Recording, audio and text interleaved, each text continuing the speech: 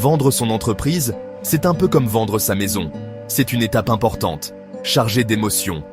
On est attaché à ce qu'on a construit. Mais attention, en affaires, les sentiments peuvent se retourner contre vous. Imaginez, vous montrez à un acheteur potentiel que vous êtes pressé de vendre.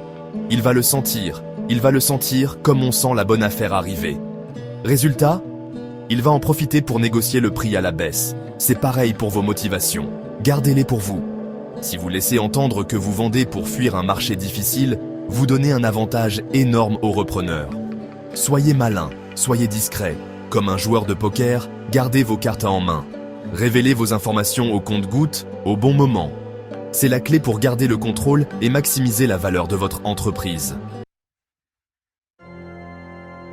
L'acheteur, lui, il a un objectif, obtenir votre entreprise au meilleur prix. Et pour ça, il est prêt à utiliser toutes les armes à sa disposition. Sa technique, vous mettre en confiance. Il va se montrer sympathique, compréhensif. Il va vous poser des questions, beaucoup de questions. Attention, ce n'est pas de la simple curiosité. Chaque information que vous lui donnez est une munition pour lui. Il va analyser vos paroles, vos hésitations, vos silences. Il va chercher la faille, le point faible qui lui permettra de faire baisser le prix. Ne tombez pas dans le piège. Restez vigilant. Ne vous laissez pas influencer par son apparente bienveillance.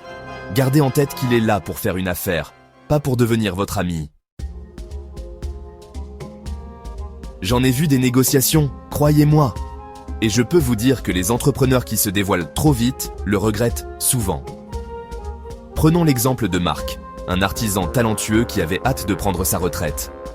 Il était tellement enthousiaste à l'idée de passer la main qu'il a tout dit au repreneur, ses chiffres, ses projets, ses inquiétudes. Résultat, le repreneur a senti son empressement et a proposé un prix bien en dessous du marché.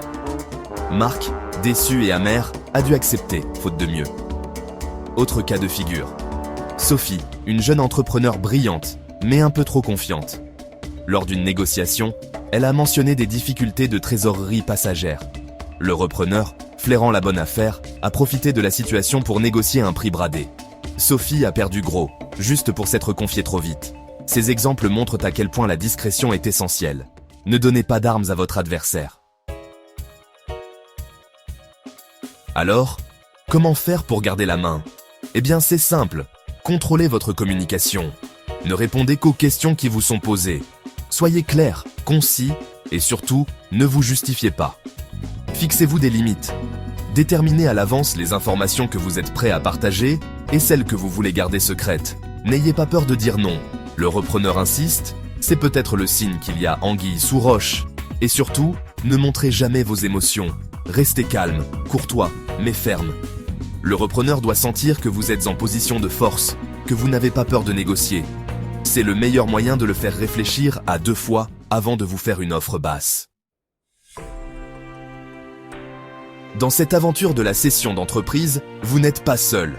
Un conseiller expérimenté, c'est comme un coach, un guide qui va vous aider à traverser les étapes de la vente avec sérénité et efficacité.